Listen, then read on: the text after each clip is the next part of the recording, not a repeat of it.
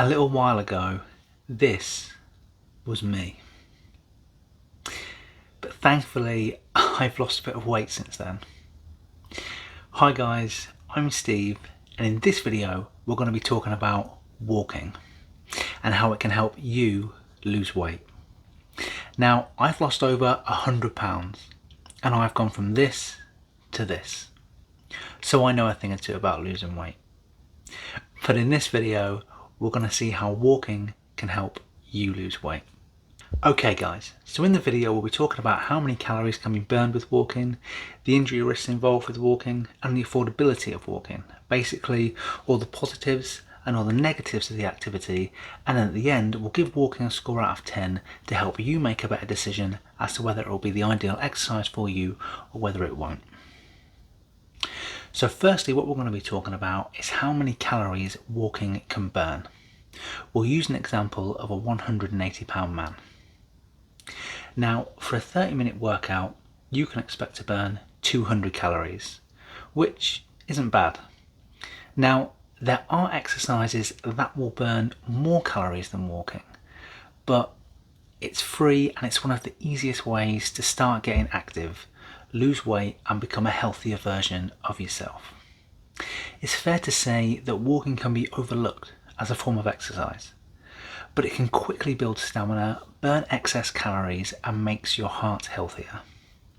It requires no startup costs or expensive gym memberships. All you need is to get out of the house and you're away. When we compare walking to running, we find that with running, you're in a higher stress environment, meaning a lot of your energy is going to be coming from stored sugars. Whereas with walking, when you're in a relaxed state, most of that calorie burn is going to be coming from stored body fat. Physical activity does not have to be vigorous or done for long periods in order to improve your health. A 2007 study of inactive people found that even a low level of exercise, around 75 minutes per week, improved their fitness levels significantly when compared to a non-exercising group. Walking is low impact, requires minimal equipment, can be done at any time of the day and can be performed at your own pace. You can get out and walk without worrying about the risks associated with some of the more vigorous forms of exercise. Walking is also a great form of physical activity for people who are overweight, like I used to be, or who haven't exercised for a long time. Ideally, try to get at least 30 minutes of walking done per day.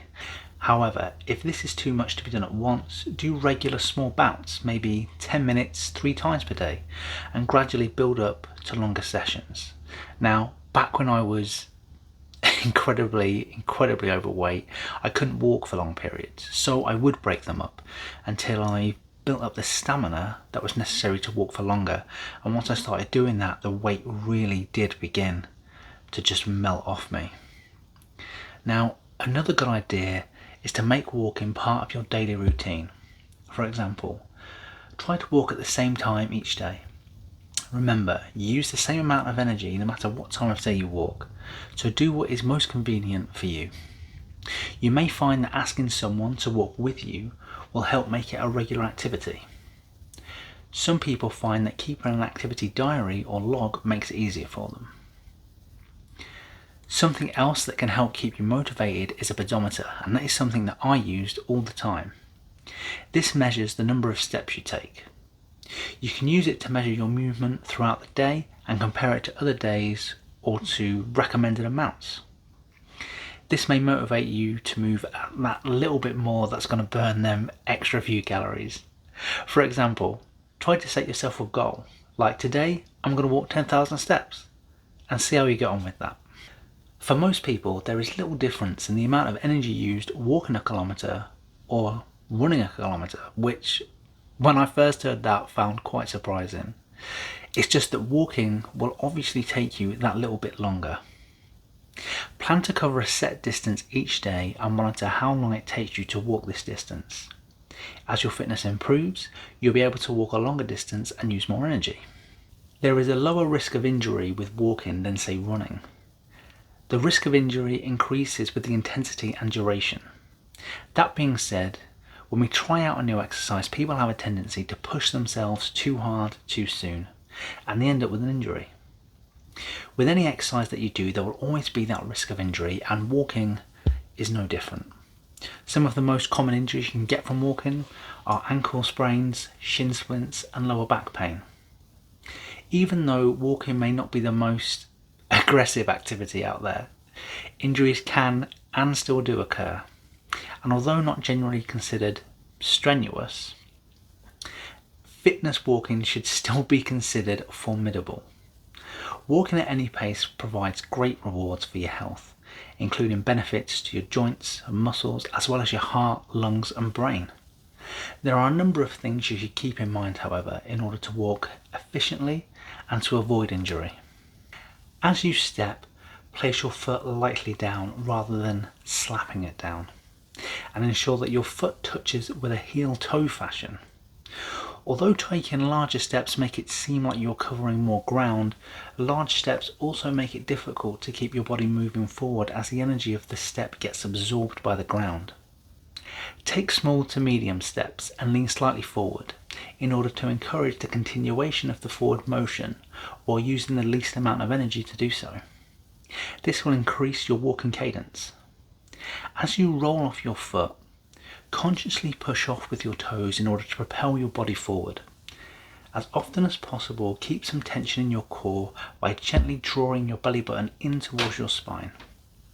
It's also really important to stay hydrated. Remember that walking is still exercise and it depletes your fluid stores. The amount you need to drink really depends on how vigorous your walking effort is. Generally, you should try to drink a glass of water before heading out. Then, the equivalent of a glass for every 20 to 30 minutes of moderately vigorous walking. You need to drink more if you're walking up a significant sweat or the weather is hot. If you start to feel thirsty, then you've waited too long to drink. The thirst mechanism in the body only kicks in once hydration levels are already low, so don't determine your fluid intake only on your thirst levels. Lastly, walking uphill can increase the intensity of your workout. When walking uphill, ensure to shorten your stride and lean slightly forward. Take a lot of tiny steps to propel you up the hill rather than fewer, larger steps. In order to assist you in propelling yourself up the gradient, ensure you don't remain only on your toes. Fully plant your foot up the gradient and then straighten your knee. This technique uses your strong thigh and glute muscles to propel your body up the hill. Be sure to take care on the downward descent, as many injuries are actually initiated due to the strain of coming down a gradient. The force exerted through your joints and muscles is much greater when you descend or come down than when you ascend or come up a gradient. If you have something like walking poles, be sure to use them as you descend in particular in order to absorb some of the force as well as to maintain your balance and avoid a fall. Overall, walking is a great tool for losing weight and good at burning calories. Out of 10, this gets a 9 out of 10. Now, if you guys want to see me attempt to walk 25,000 steps for an entire week, then click the link on the left hand side. But apart from that, I'm Steve, this is Life at the Whitehouse. Beware the Donut Goblin, and I'll see you again in the next one. Cheers guys.